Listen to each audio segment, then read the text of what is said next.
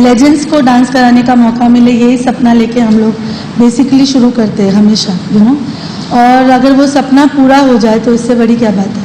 Like it was a dream कि मैं एक प्लेटफॉर्म पे इतने लेजेंड्स, और ऊपर से डायरेक्टर लाइक सूरज बड़जात्या, वो खुद भी लेजेंड्स है अपने आप में, वो एक डायरेक्टर लेजेंड और फिर इतने एक्टर्स, तो it's like a dream come true too. बहुत मेहनत की इसके लिए हमने, रातों की नींद, मुझे नींद नहीं आती थी, आधी रात को उठकर मैं सोचती थी कि क्या स्टेप होने वाला है, because see it's a lineup, गाना भी सुपर हिट है और विजुअल्स भी उसके उतने ही हिट होनी चाहिए।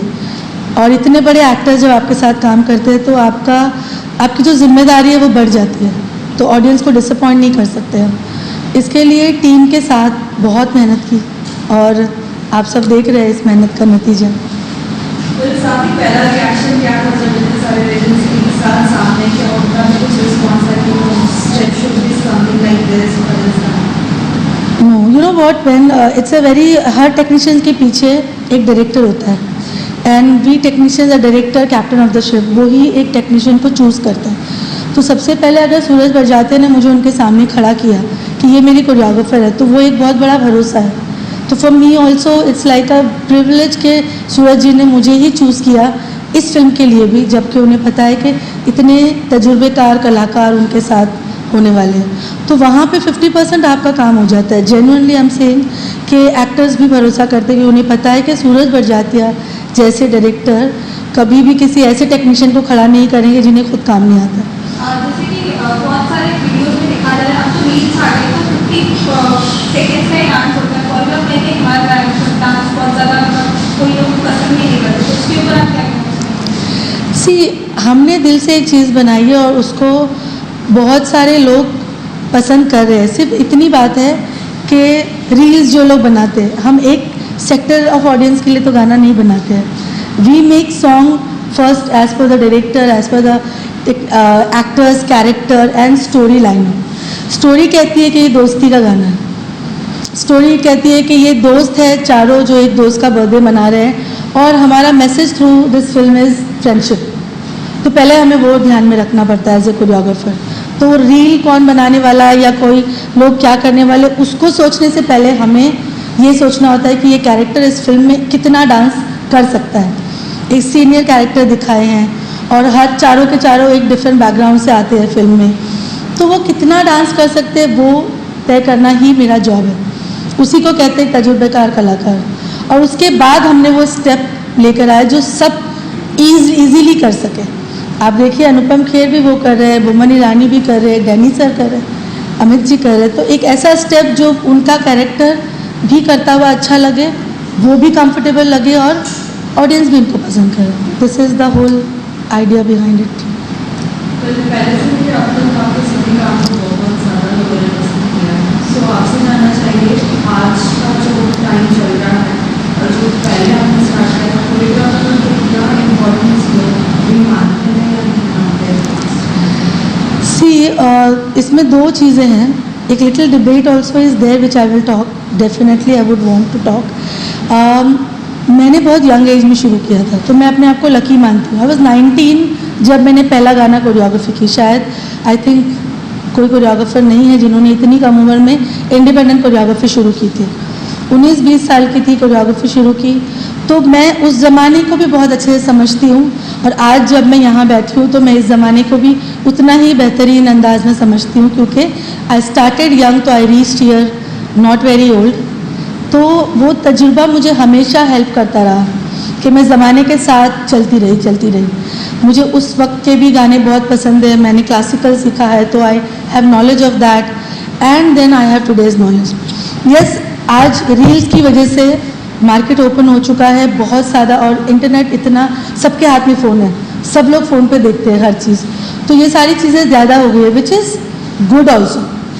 ये अच्छा भी है कि एक आम आदमी भी उठ के रील के थ्रू अपने आप को स्टार बना लेता है, which is very good for normal people, जिनके लिए एक सपना होता था कि हम कभी स्टार बनेंगे, आज वो रील्स के थ्रू स्टार बनते हैं। तो यहाँ पे हमारा काम आसान भी होता है कि we choreographer gives the steps to them and then they explore it, and उनकी भी ऑडियंस उसको देखती है, which is very good. Somewhere down the line थोड़ी सी डिसअपॉइंटमेंट मुझे होती है ये देख कर के कुछ लोग बिखर भी रहे हैं, कुछ लोग सोल ऑफ कोरियोग्राफी को ख़त्म करते जा रहे हैं। हमारा इंडिया से जो ग्रेस वेस्टर्न लोग आज भी लेके जा रहे हैं हमारे डांस का, हमारी सभ्यता का, वो मुझे ख़त्म होता दिखाई दे रहा है। और मैं कॉन्स्टेंटली हिट कर रही हूँ, ट्राई कर रही हूँ कि सोल ऑफ कोरियोग्राफी को हम जिंदा रखें।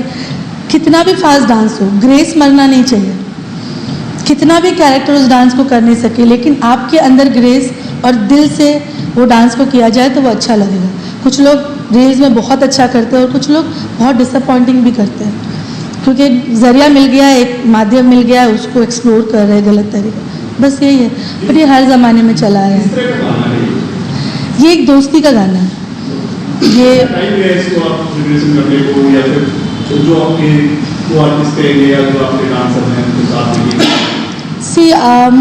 पहले तो गाना म्यूज़िक बनने में जो वक्त लगा और जब मैंने गाना सुना उसके बाद से I took like 10-15 days in my head to choreograph in my head, because it's not a normal choreography. शायद बहुत कम लोग ये जानते हैं कि कोरियोग्राफी का मतलब सिर्फ डांस नहीं है।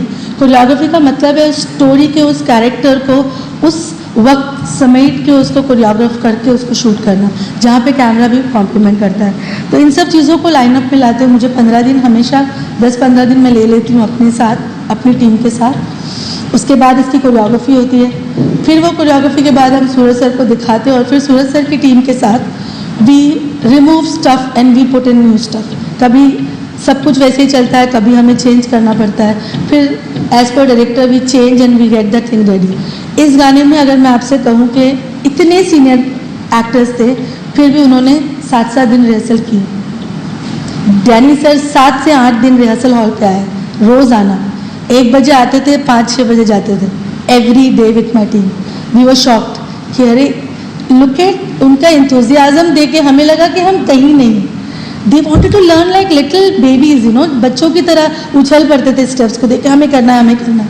सिंपल स्टेप था, लेकिन फिर वो नॉर्मल जो वॉक भी दिख रही है आपको गाने में, वो भी उन्होंने प्रैक्टिस की है। अमित जी के घर जाके हमने उनको रिहर्सल कराया। अमित जी को सेट पे रिहर्सल, वो आते थे सेट पे करते थे। बोमन जी ने रिहर्सल किया, सारे एक्टर, अनुपम जी ने रिहर्सल किया। We all rehearsed for like 7 to 8 days for that, and then we shot it for 4 days।